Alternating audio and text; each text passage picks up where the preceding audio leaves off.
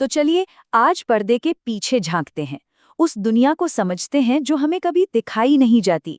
भारत के जो अरबपति हैं, उनके दौलत के पीछे आखिर कौन सा पैरेलल सिस्टम काम करता है। आपने देखा होगा, इंडिया के कई बिलियनियर कितने सिंपल दिखते हैं, सादे कपड़े, सादी बातें, लेकिन इस सिंपल सी तस्वीर के पीछे एक पूरा का पूरा समानांतर सिस्टम चल रहा होता है। एक ऐसा सिस्टम जो चुपचाप पर्दे के पीछे अपना काम करता है। लेकिन एक मिनट, पहले ही साफ कर दूं, ये कोई गेट रिच क्विक टाइप की टिप्स नहीं है। ये उस सच को सामने लाने की एक कोशिश है जो अक्सर हम तक नहीं पहुंचता, वो सच जो कभी बताया नहीं गया। तो ठीक है, चलिए शुरू करते हैं।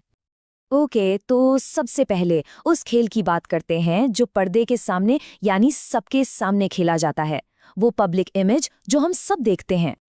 यहाँ बेसिकली दो कहानियां हैं जो एक साथ चलती हैं, एक सिक्के के दो पहलुओं की तरह। एक तरफ वो है जो हमें दिखाया जाता है और दूसरी तरफ है असलियत, और इन दोनों में यकीन मानिए ज़मीन आसमान का फ़र्क है। तो हमें दिखता क्या है? यही कि अरबपति बनना मतलब कड़ी मेहनत और थोड़ी सी किस्मत। हम उनके मोटिवेशनल इंटरव्यूज़ देखते हैं, मंदिर जाते हुए उनकी फ़ोटोज़ देखते हैं, उनके सिंपल लाइफस्टाइल की कहानियाँ सुनते हैं। एक परफेक्ट रिलेटेबल इमेज बनाई जाती है। लेकिन असलियत क्या है? असली खेल वो चुपचाप बोर्डरूम्स में होने वाली डील्स का है, स्ट्रेटेजिक पॉलिसी मूव्स का है, इकोनॉमी की लहर को बिल्कुल सही समय पे पकड़ने का है, और सबसे इम्पोर्टेंट, इंफॉर्मेशन के फ्लो को कंट्रोल करने का है।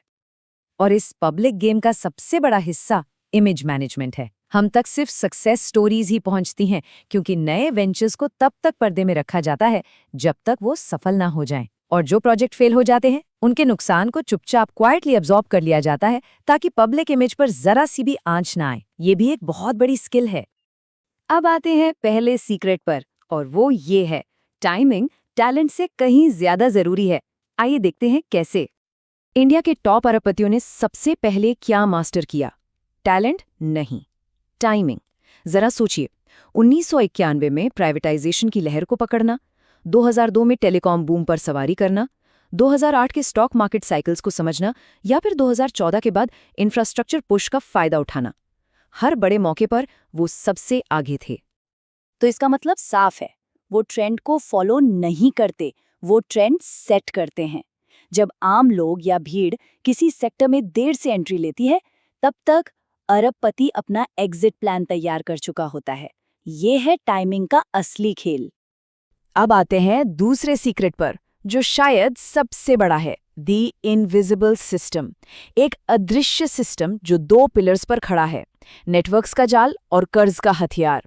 चलिए पहले नेटवर्क्स को समझते हैं। अरबपति कभी अकेले नहीं खेलते, उनके पास एक इनर सर्कल होता है। इसमें कौन लोग होते हैं?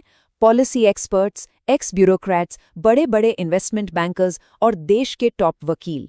ये लोग कभी स्पॉटलाइट में नहीं आते, लेकिन हर बड़ा फैसला इनकी सलाह के बिना नहीं होता। और ये समझना बहुत जरूरी है, ये नेटवर्क सिर्फ कॉन्टैक्ट्स के लिए नहीं है। इस नेटवर्क का असली काम है इंफॉर्मेशन के फ्लो को कंट्रोल करना, क्योंकि सही जानकारी सही समय पर मिलना, यही तो असली ताकत है। तो नेटवर्क से इंफॉर्मेशन कंट्रोल होती है, लेकिन इस पूरे सिस्टम को फ्यूल कौन करता है? पावर कहाँ से आती है? अब आते हैं इस इनविजिबल सिस्टम के दूसरे पिलर पर, कर्ज यानी डेट। और कर्ज को देखने के दो बिल्कुल अलग नजरिए हैं, एक आम आदमी का और एक अरबपति का। और ये देखिए कितना साफ है, जहां एक आम आदमी के लिए कर्ज एक बोझ है, वहीं अरबपति के लिए ये एक हथियार है। मिडिल क्लास कर्ज का इस्तेमाल कंजम्पशन के लिए करता है, कार, फोन, घर। अरबपति इसका इस्तेमाल एसेट्स यानी संपत्ति खरीदने के लिए करता है। एक कर्ज को जल्द से जल्द चुकाना चाहता है, दूसरा उसी कर्ज को लेवरेज करके और कर्ज उठाता है। एक के लिए ये फाइनेंशियल स्ट्रेस का संकेत है, दूसरे के लिए कंट्रोल और पावर का जरिया। तो टाइमिंग, नेटवर्क्स और कर्ज, जब हम इन सारे सीक्रेट्स को जोड़कर देखते हैं, तो आखिरी सच सामने आता है। असली खेल किसी एक इंसान का नहीं, बल्कि पूरे सिस्टम का है। अब सवाल उठता है कि क्या ये सारे राज इसलिए हैं कि इन्हें कॉपी किया जा सके? क्या हर कोई इस रास्ते पर चल सकता है? जवाब बिल्कुल साफ है, नहीं। ये सीक्रेट्स कॉपी करने के लिए नहीं है, ये सिस्टम को समझने के लिए हैं। ये समझने के लिए कि दौलत का जो खेल है वो असल में काम कैसे करता है।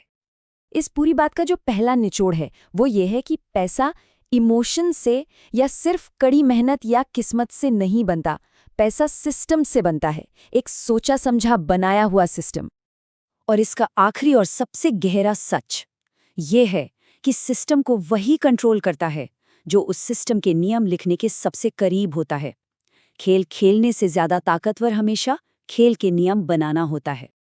अगर ये सब सुनकर थोड़ा असहज, थोड़ा अनकंफर्टेबल महसूस हुआ हो ना, तो समझ जाइए सच अपना काम कर रहा है, ये सोचने पर मजबूर कर रहा है।